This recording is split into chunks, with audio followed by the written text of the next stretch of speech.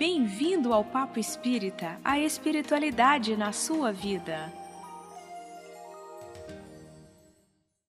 Olá a todos, sejam muito bem-vindos a esse Papo Espírita de Natal. O tema de hoje, a personalidade de Jesus. E para falar sobre esse assunto, nós trouxemos, além da Miriam dos Anjos e da Thelma Alves, o psicólogo Alexandre Fontoura dos Santos, que também é historiador, professor, membro da Associação Médico Espírita do Rio Grande do Sul, orador espírita, coautor dos livros Contribuições de Joana de Ângeles para Análise dos Transtornos Mentais e Meditação, Conexões Médico-Espíritas. Alexandre, muito obrigada por atender o nosso convite mais uma vez. Tudo bem com você? Tudo bem, Ana. É uma grande alegria, mais uma vez, estar reunido a essa equipe maravilhosa, contando também com a presença dos protetores espirituais que vêm nos inspirar nesse tema tão importante, tão necessário para toda a humanidade em todos os tempos, não é? Então vamos iniciar essa tarefa aqui da gente tentar mostrar para quem nos assiste quem era Jesus, como era essa personalidade dessa pessoa que a gente na doutrina espírita considera nosso modelo e guia, como todos os cristãos, que nós entendemos como o governador espiritual da Terra e a quem nós devemos compreender, né, as lições de moral, de conduta que queremos seguir também em nossa vida. A benfeitora Joana de Ângeles, no livro Jesus e Atualidade, ela escreve: a personalidade marcante de Jesus impressionava de forma indelével todos aqueles que o encontravam. Então, Alexandre, que personalidade era essa? Ana, que personalidade era a de Jesus? Nós poderíamos dizer que ele seria um ilustre desconhecido, visto que a humanidade ainda não soube decodificar por completo todo o ensinamento que ele irradiava a nós. Mas ele, compreendendo os nossos mecanismos de aprendizado, veio ensinar mais pelo exemplo do que pelas palavras em si, do que admoestando as pessoas a seguir este ou aquele caminho. O seu exemplo era algo ainda superior. Por isso, a forma com que ele tratava a todas as pessoas, desde a mulher adúltera, desde as pessoas que estavam em desequilíbrio, sempre trazendo um equilíbrio de amor, como também de firmeza, mas de forma adequada. Podemos dizer, então, que a personalidade de Jesus, pelos relatos que nos chegam, de alguns apontamentos históricos, os relatos bíblicos, as colocações da mediunidade de Divaldo Franco, de Francisco Cândido Xavier, vem nos trazendo, então, aquele que traria uma personalidade nunca vista antes, pois ele, ao mesmo tempo, era humano e era divino. Humano porque Jesus trazia todas aquelas questões, todos aqueles elementos que fazem parte do nosso ser, porém em um estágio mais avançado, porém em equilíbrio e pacificado dentro de si.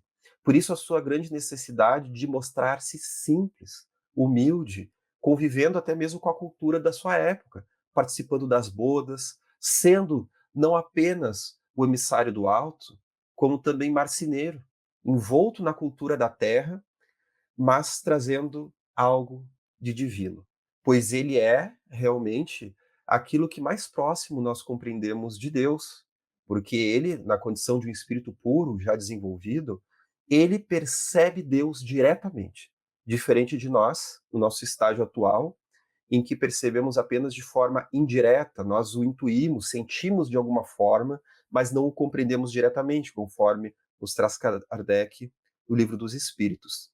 Então nós podemos ver que Jesus também, na sua personalidade, pelo que nós estamos estudando, por aquilo que nós já podemos compreender, Ana, Miriam, Thelma, nós podemos ver que Jesus também sabia ser simples e complexo ao mesmo tempo.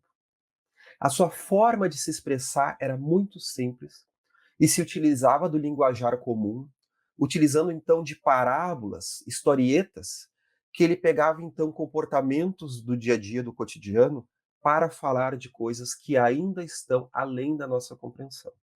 Algumas delas são mais perceptíveis a nós hoje, principalmente através do advento do Espiritismo, que veio traduzir muitas das questões que Jesus trouxe no linguajar da ciência moderna.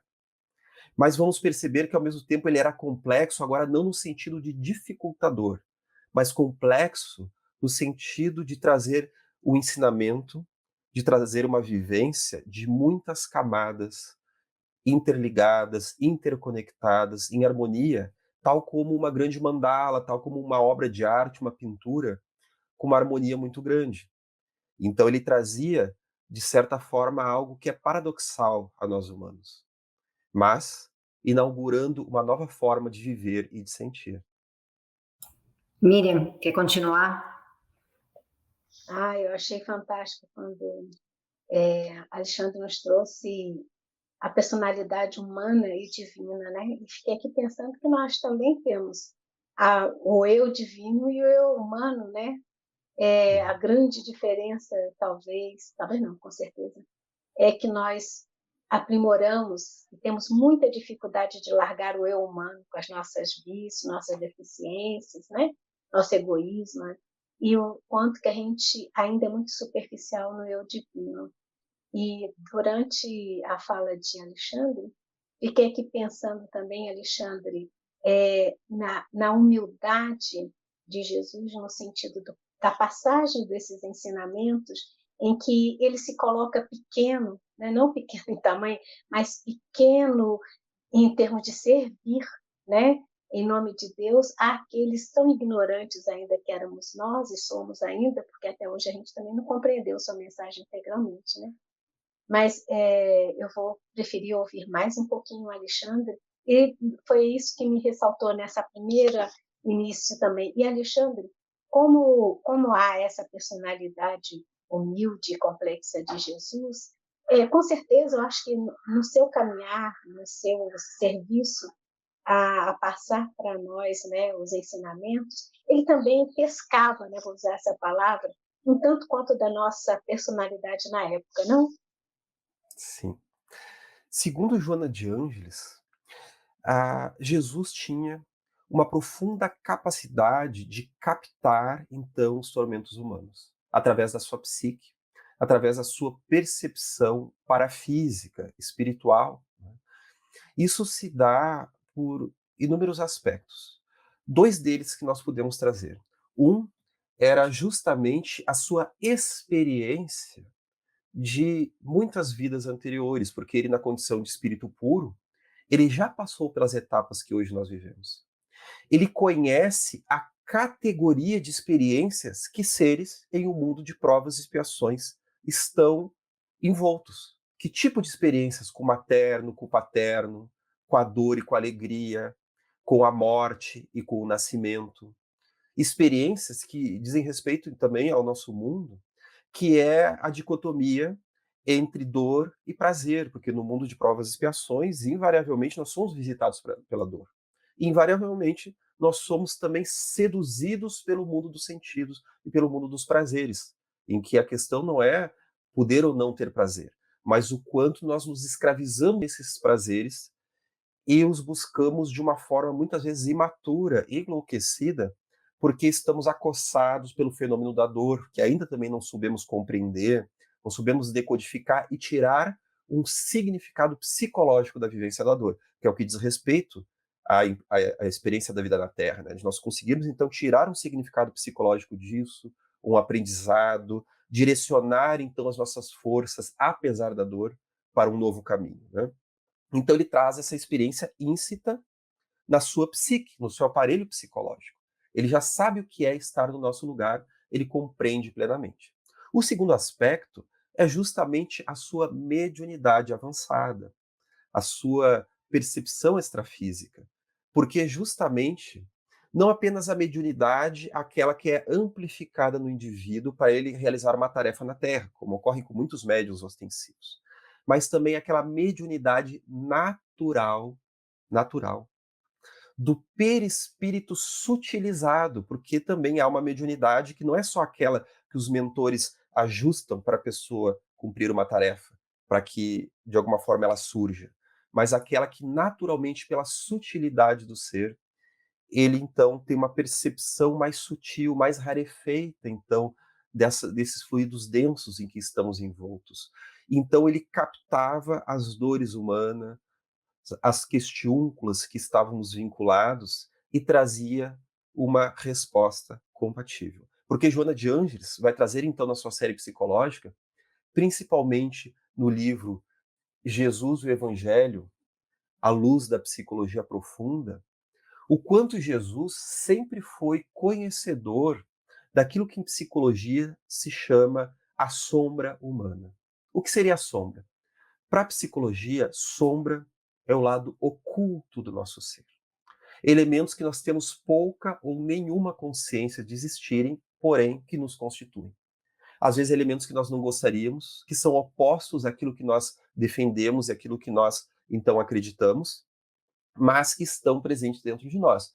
Nós podemos dizer que a sombra, nós vamos encontrar o agressivo dentro de uma pessoa pacífica, ela pode ter níveis de agressividade que estão na sua sombra, precisam ser trabalhados, elaborados.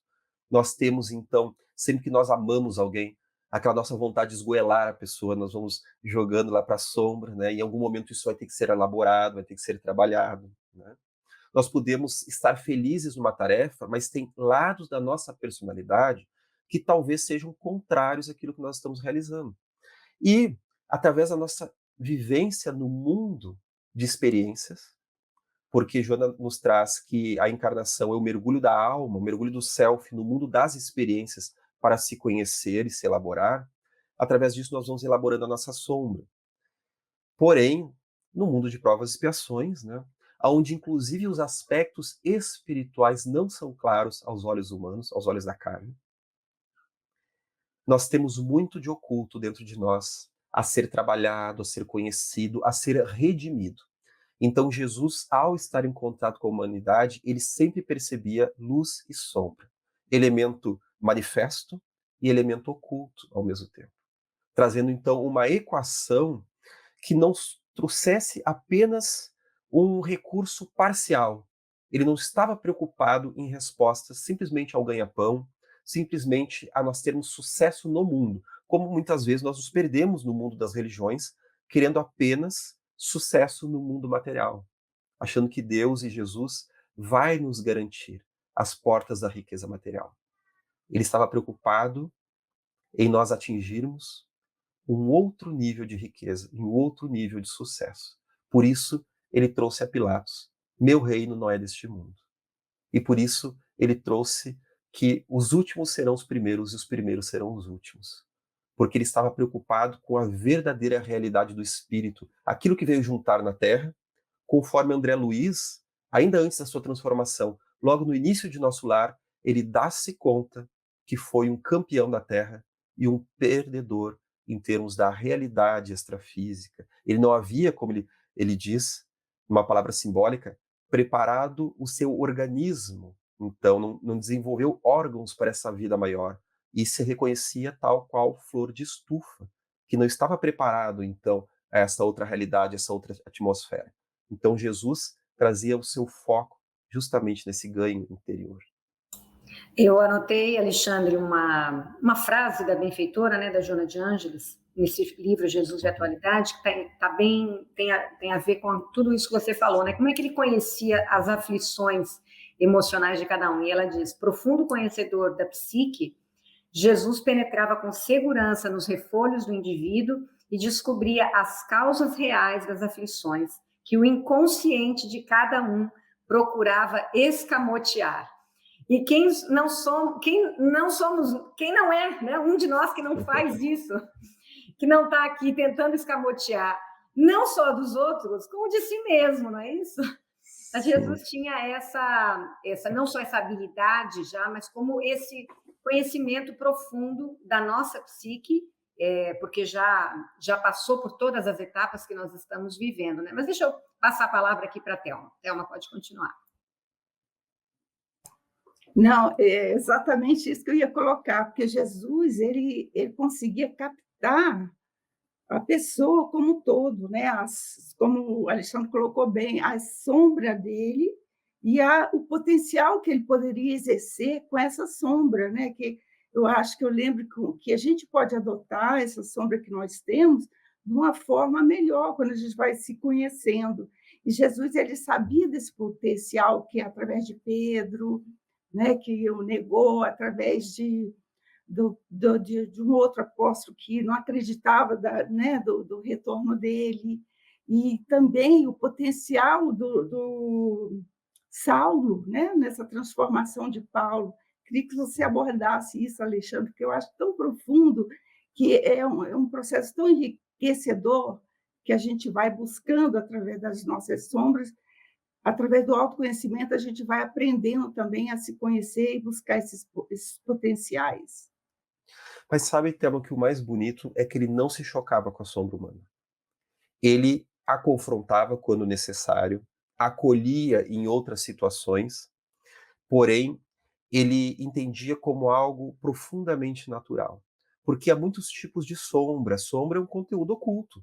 Que tipo de conteúdo é esse? Pode ser de tudo. Pode ser essa sombra perniciosa, a presença do mal dentro de nós, como há inclusive a chamada sombra luminosa, como tu citou o exemplo de Saulo de Tarso. Ele carregava em si uma sombra luminosa, pois ele tinha todo o potencial que ele foi viver somente depois como Paulo, quando ele inclusive muda o seu nome, né? O que era muito comum na época, quando a pessoa passava por uma transformação psicológica profunda, naquilo que se conheceu também por uma iniciação, esse termo, né? Ele tinha toda uma potencialidade positiva que ele então excluía de si. Estava muito apegado então à vaidade, ao orgulho, ao egoísmo, e se cegou por um grande tempo, né, de obsessão espiritual, como também de auto-obsessão, né, fascinado pelas suas questões interiores. E a vida na Terra, o nosso processo de individuação, que é um conceito da psicologia que Joana de Ângeles utiliza muito na sua série psicológica, que diz respeito à integração da personalidade, a um caminho de desenvolver-se e tornar-se a si mesmo. A individuação, ela só é possível se nós pudermos vivenciar aquilo que é chamado também pelo confronto com a própria sombra. É o confronto com a própria sombra que vai inaugurar a nossa individuação e esse conhecimento de nós mesmos. Então nós temos que lidar com aspectos dentro de nós, né? E a sombra, ela também corresponde ao nosso sentimento de vergonha, ao nosso sentimento de culpa, porque muitas vezes nós temos uma sensação que as pessoas à nossa volta percebem aquilo que nós não gostaríamos que fosse percebido, porque na verdade nós não gostaríamos nem de ter. Imagina que o indivíduo então chega no centro espírita, se nós já temos muitas vezes essa vergonha, imagina no espiritismo, onde tem pessoas que têm clarividência. Então a pessoa entra no centro espírita, alguém olha para o peito dela, tá vendo que meu centro cardíaco está desalinhado. Deve estar vendo um obsessor sentado no meu ombro. Às vezes a pessoa só está lendo o que está escrito na camiseta, né? Então a pessoa já fica com essa sensação. O que dirá com a mediunidade de Jesus, que percebia tudo, mas ele não percebia para ridicularizar. Ele percebia preocupado em poder espelhar de forma adequada. É o que Jesus faz, por exemplo, com o mancebo rico, que mostra que já era dono de muitas virtudes que as religiões professavam naquele momento. Mas ele compreendia que a falha daquele irmão era justamente o apego materialista e que aquilo representava uma chave de virada na sua personalidade. Então, o desafiou a dar esse passo e o seguir. Olha só, Jesus o chama para que o siga, né? E a mediunidade de João Nunes Maia vai trazer que este, que seria então, né, segundo este relato, seria então o espírito miramês, conseguiu dar essa virada mais adiante, no Brasil colonial, né? Muitos séculos depois. Ele conseguiu fazer esse desapego aos bens materiais e seguir Cristo em um outro contexto. Então, Jesus representa um desafio para a alma humana. Nós o amamos, mas nós o detestamos. Infelizmente, detestamos porque ele representa um passo de maturidade que nem sempre nós estamos dispostos a dar. Seguir o Cristo, vamos ter um cuidado, mesmo num mundo majoritariamente cristão. Seguir o Cristo é estar pronto para o sacrifício de elementos, mas que será necessário para a nossa evolução psicológica. Porque sacrifício, sagrado ofício, representa nós abandonarmos algumas possibilidades para que outras brilhem em plenitude.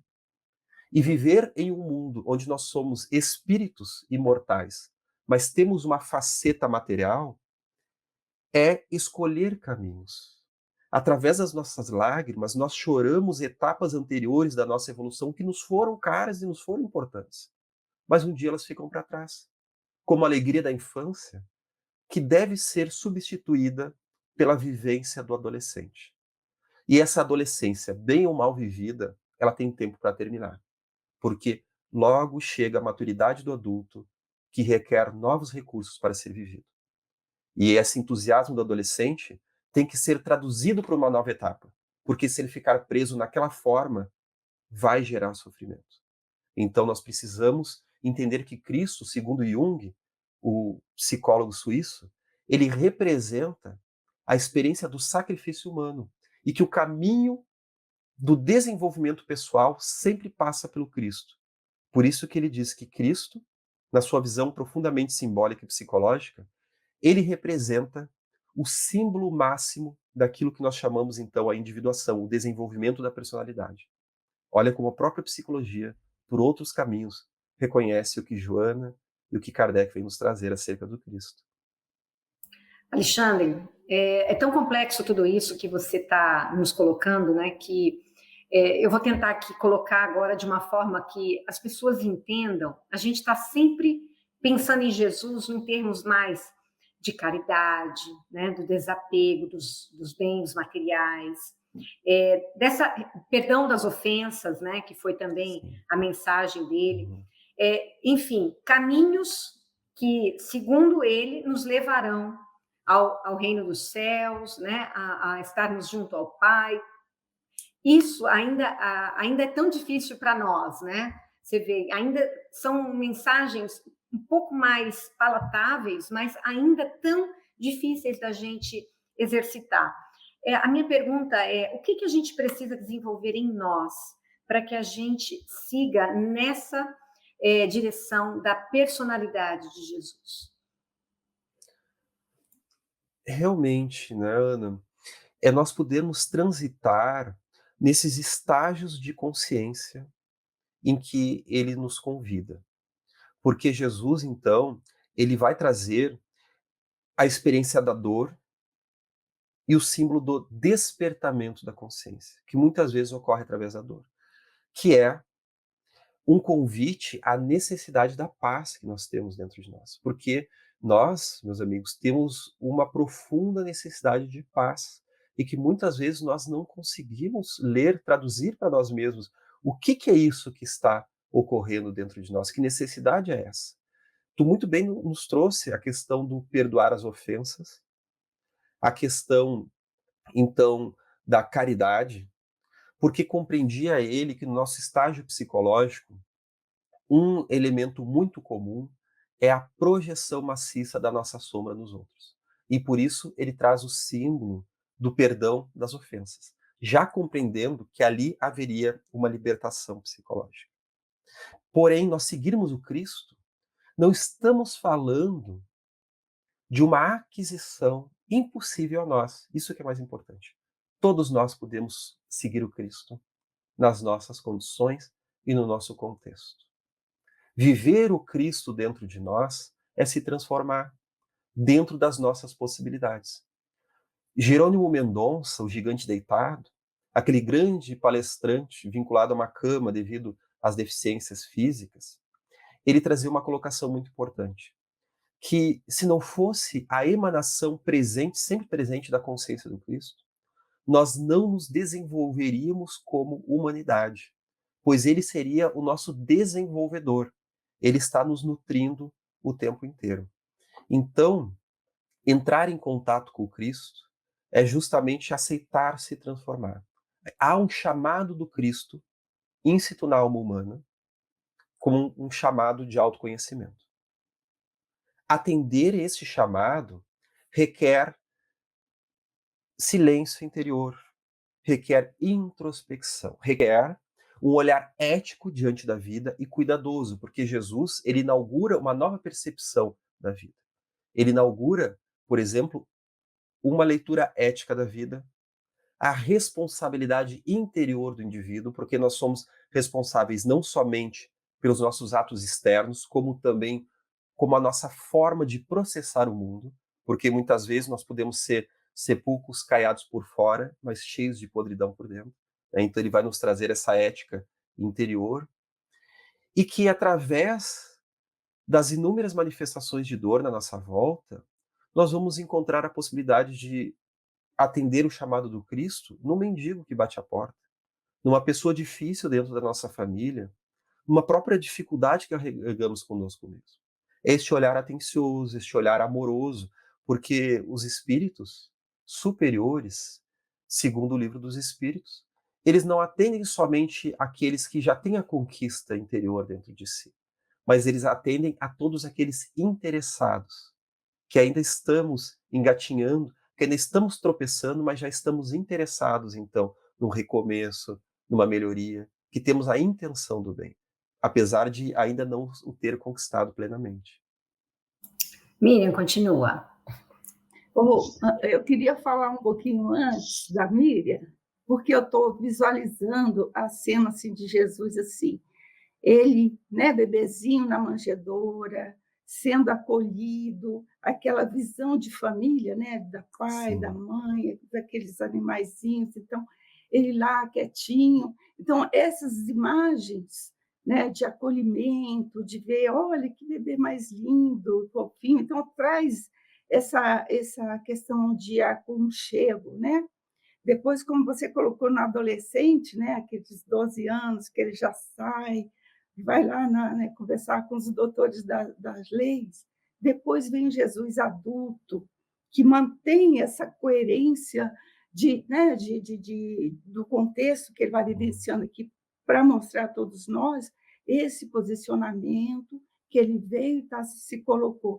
Eu acho assim, eu vejo essa imagem na minha mente quando você colocou antes, Alexandre. Então, assim, achei importante botar esse trajeto nesta semana do Natal, né, que é tão família, que é tão para dentro, que é acolher o bebê, que é acolher o adolescente, que é vivenciar o adulto. Então, assim, esse processo que a gente vai estar em nós, né, eu como pessoa, e também acolher os nossos, né, os familiares, amigos, essa sintonia geral que a gente vai vivenciando, né? Eu queria colocar assim, eu queria passar isso para você, Alexandre.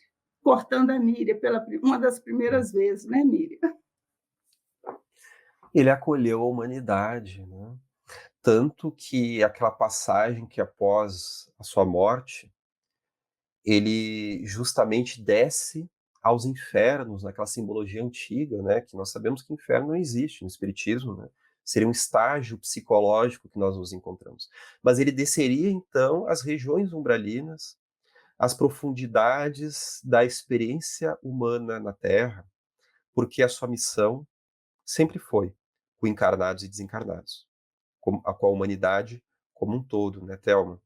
E muito bem lembrado esse símbolo do acolhimento, né? Jesus na manjedoura, sendo acolhido por Maria e José, ao bafo quente dos animais, no local de extrema simplicidade, nos mostrando que a paz interior não se dá nos palacetes.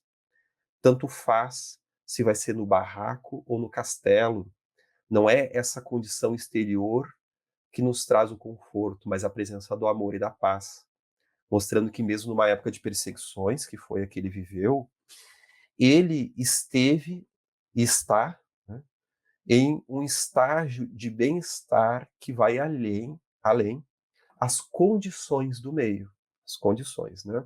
Que no Espírito Manuel Filomeno de Miranda traz no livro Temas da Vida e da Morte, quanto mais o espírito evolui, menos ele é suscetível às condições exteriores, pois elas sempre influenciam, porém não determinam. Então, este símbolo do Jesus, bebê, ele também representa a chegada da criança divina. É um tema trabalhado na psicologia profunda, como representando a encarnação de uma temática psicológica que é o nascimento da criança divina, que representa renascimento. Então, agora que nós estamos na correria de Natal, vocês já ouviram falar disso? A correria de Natal? Será que isso combina com Cristo, né? Claro que é gostoso nós fazermos a árvore com as bolinhas de Natal, colocarmos os presentinhos, as crianças então ficam super contentes, né? Meus filhos todos já descobriram, né, que Papai Noel sou eu vestido aqui em casa, né, fantasiado, mas é engraçado que mesmo eles sabendo que sou eu, eles adoram a magia do momento. Na hora eles fingem. Eu estou representando a hora que sou Papai Noel, e eles também representam que não sabem que sou eu, né? Então eles me chamam de Papai Noel, como é que tá no Polo Norte, todas essas histórias, né? Eles adoram esse momento. Então, são elementos muito gostosos da nossa cultura e não há problema em podermos fluir através disso, né? Vamos comprar um presentinho, depois a gente paga mês que vem, né? Ou daqui a alguns meses, se a gente tiver que parcelar, desde que nós tenhamos cuidado, claro, né, com o consumismo, que é a antítese de Jesus. Porque correria do Natal fala de um apelo materialista que nos causa ansiedade. E daí nós misturamos a nossa ansiedade natural, que vai surgir de um espírito que, em final de ano, é convidado a lidar com a noção de temporalidade e de transição de etapas, porque isso tem uma mensagem consciente a nós, queira ou não queira. Isso gera uma ansiedade natural de aproveitarmos nosso tempo na Terra. E nós confundimos essa ansiedade com a ansiedade materialista. Então, nós vamos para o excesso das bebidas, dos alimentos e das festas, né? Não é por acaso que a balança também entra em crise, né? Nesse final de ano, né? Então, nós confundimos essa ansiedade com essa outra. E nós perdemos o fruto que nós podemos ter em fazer uma introspecção e tentar entender que rebuliço é esse que ocorre comigo. De fazer aquele momento com o Cristo, de vivenciar o perdão das ofensas, porque também o encontro das famílias no final de ano, em Natal, é o momento do perdão. É o momento de lidar com as dificuldades. Quantos indivíduos em clima de solidão, inclusive, acabam no desespero, vindo a tirar a vida de uma forma inconsequente no período do Natal? É muito comum que isso ocorra. E necessita da nossa orientação, da nossa oração. É o momento também do sacrifício pessoal. Não vamos confundir. Então, o acolhimento, como também a luta. Vamos traduzir também o sacrifício como a luta do autoconhecimento. Então, vamos buscar esse símbolo de Jesus, que é um símbolo libertador. O Jesus descrucificado, como é falado na doutrina espírita. Aquele que nos traz aquela paz que vai além da ilusão da matéria. Aquela paz que é imorredora, porque é conquistada dentro de nós. E que vem nos trazer o símbolo da alegria e da felicidade que nos coloca rumo à plenificação do nosso ser. Miriam, vai lá. Não, gente, esse papo espírita tá tão bom, porque pessoalmente, né, falando, vou falar aqui por mim, porque ele, além de nos, Alexandre, Thelma, né, você, Nana, além de nos lembrar esse momento mágico, né, que a gente se permite, né, a humanidade se permite em reconhecer o nascimento do Cristo, né, então alguém divino, né, alguém que nos ampare, mas a importância que a gente não fique só nessa fase da atenção do material, da correria do presente, né? Em que nós somos tomados, incentivados e às vezes bombardeados, né, midiaticamente, para que a gente adote esse comportamento. E eu fico pensando, às vezes, nessa época, o quanto, às vezes, aquele que não tem como comprar um presente que represente o amor, né? Porque a gente simboliza materialmente as coisas, mas quando o Alexandre nos disse, o presente maior não está naquilo que eu comprei, porque às vezes eu posso comprar um presente caríssimo, eu vou dividir não sei quantas vezes, dou o presente, mas no dia seguinte eu já estou discutindo com a pessoa, eu não mudei em nada, nem o meu olhar para mim, nem tampouco olhar para aquele a qual eu dei um presente tão caro, né? O quanto exercer esse desprendimento dos bens materiais nos custa. o quanto não representarmos esse movimento da correria, né, em que fica secundariamente o que de fato o Natal vem representar, né?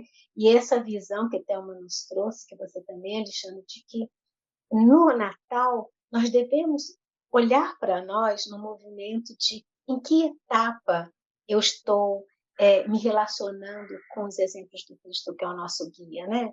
Eu ainda estou na fase infantil, em que eu espero um presente, que eu quero dar presente, exteriorizar materialmente, às vezes, sentimentos que eu também não tenho e que não estou disposta a mudar.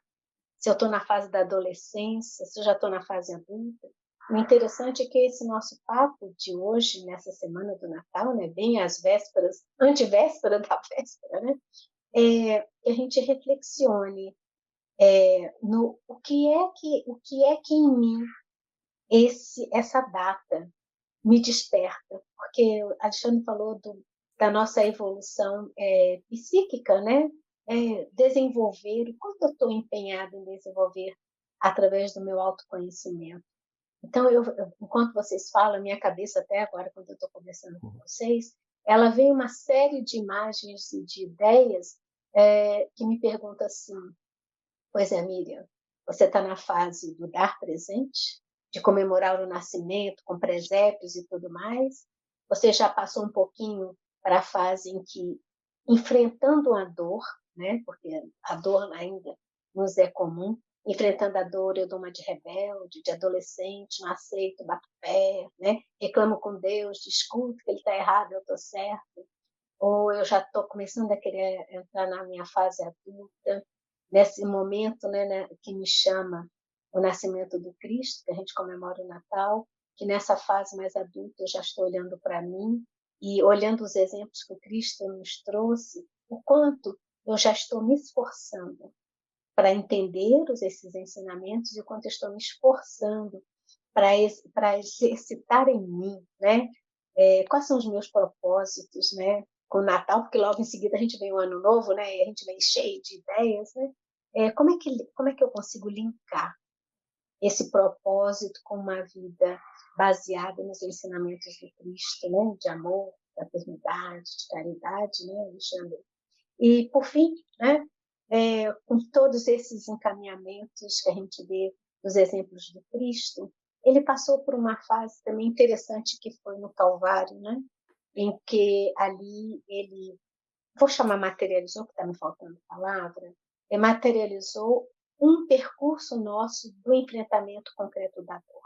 E aquela foi uma dor profunda, né?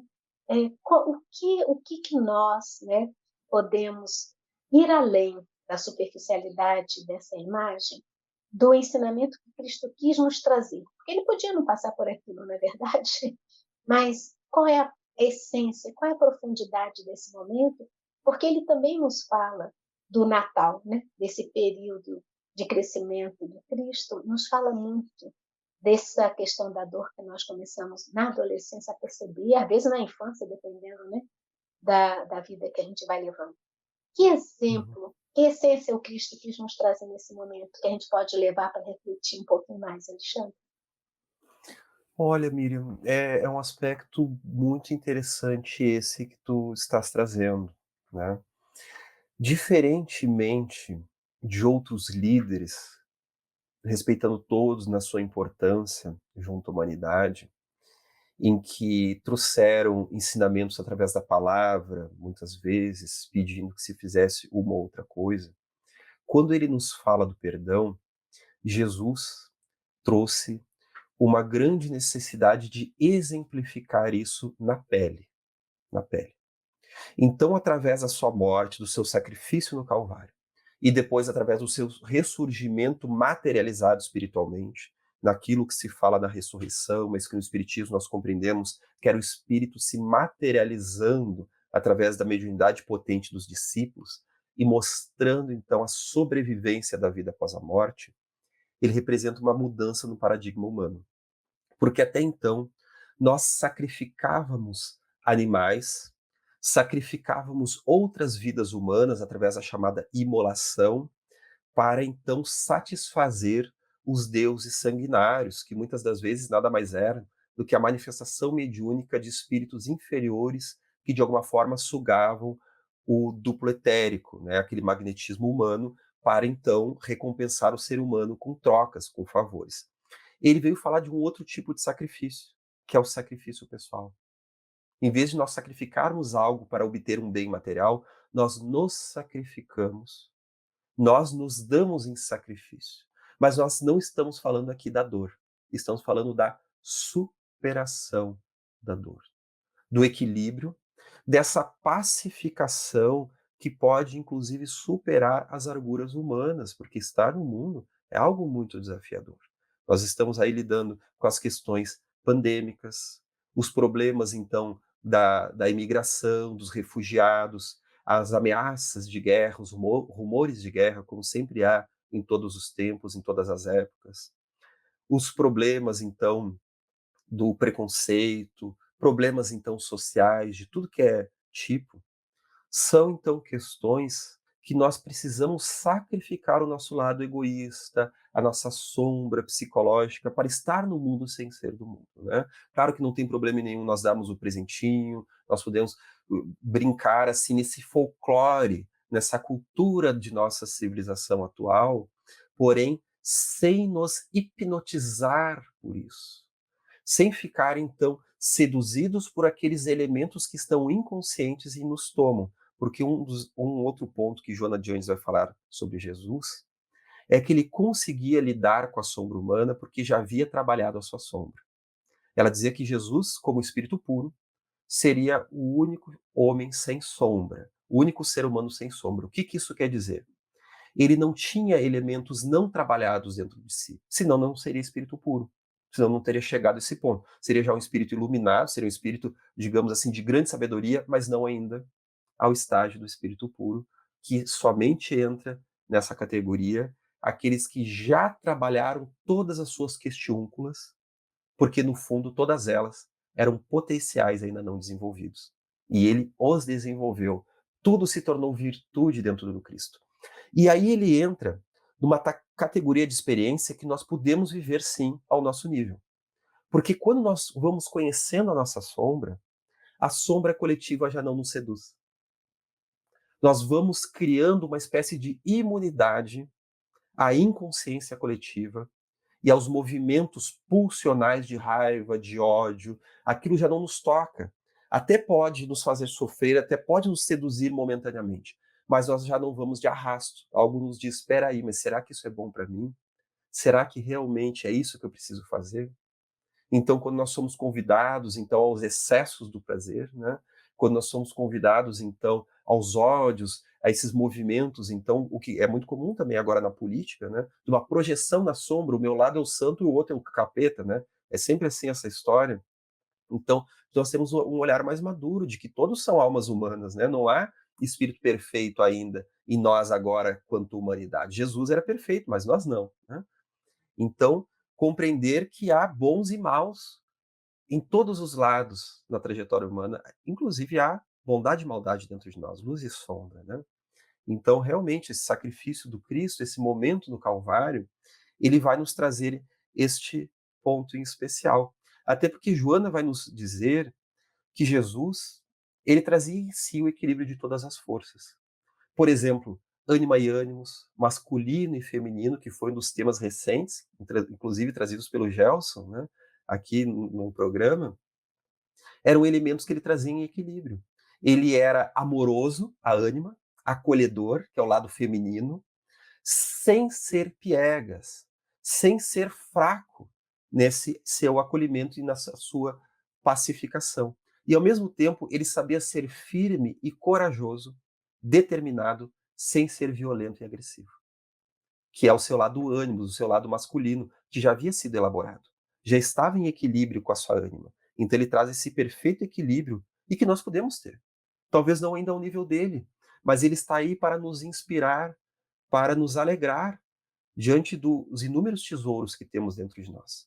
Seguir o Cristo, o que nós estávamos falando agora há pouco, seguir o Cristo, como atender o seu chamado, muitas vezes é um ato de perder-se, para depois reencontrar-se. Joana traz isso no livro Em Busca da Verdade. Tanto que Jesus trazia as 3 parábolas dos perdidos, da ovelha perdida, da dracma perdida, como também do filho pródigo, que representa a humanidade que se perde e se reencontra. Muitas vezes, o ato de se perder é um dos capítulos iniciais de um grande processo de autotransformação e de retorno ao lar paterno, como está na parábola do filho pródigo. A humanidade é o filho pródigo, porque o filho pródigo é aquele que recebeu os tesouros, a herança paterna, e gastou tudo, então, nas ilusões do mundo, e depois faz um movimento de arrependimento e de retorno. Ecologicamente, não é isso que nós estamos fazendo?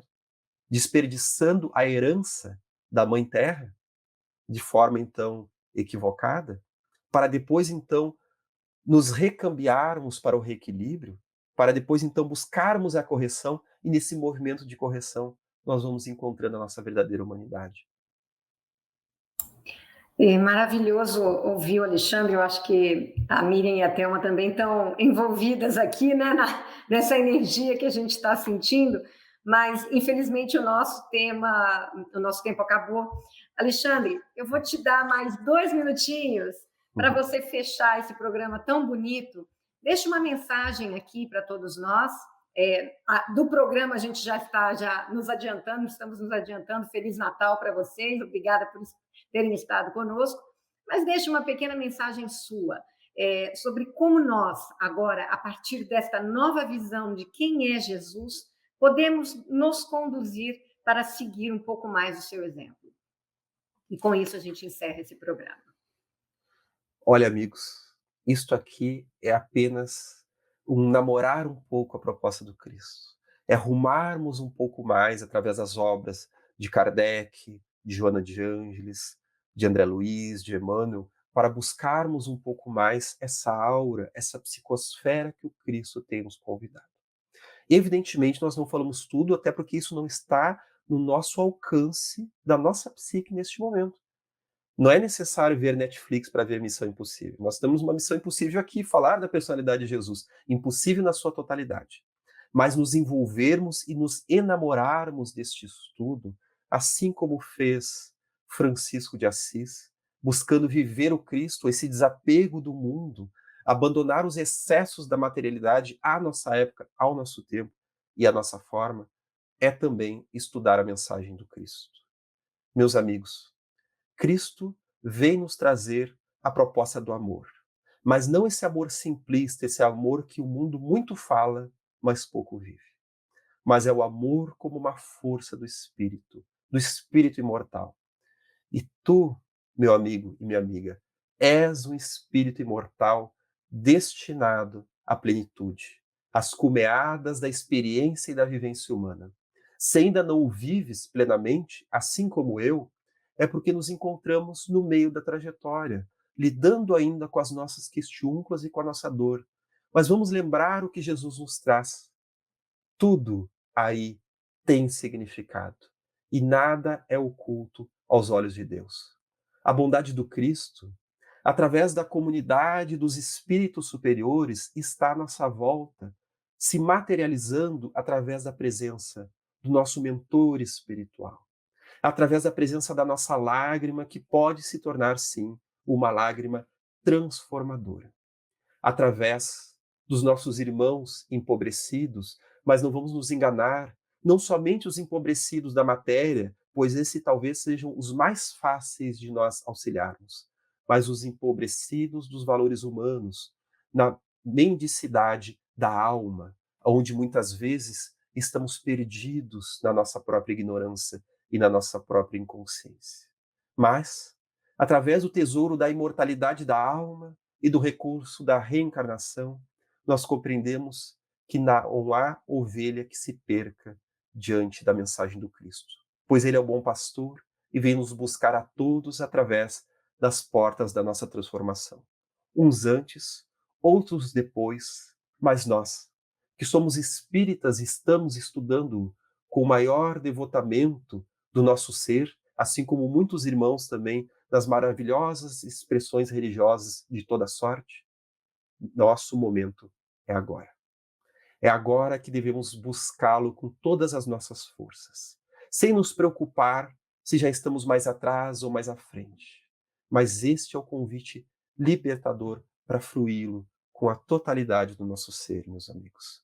Tenho certeza de que todos nós conseguiremos e poderemos viver em plenitude através dos tempos.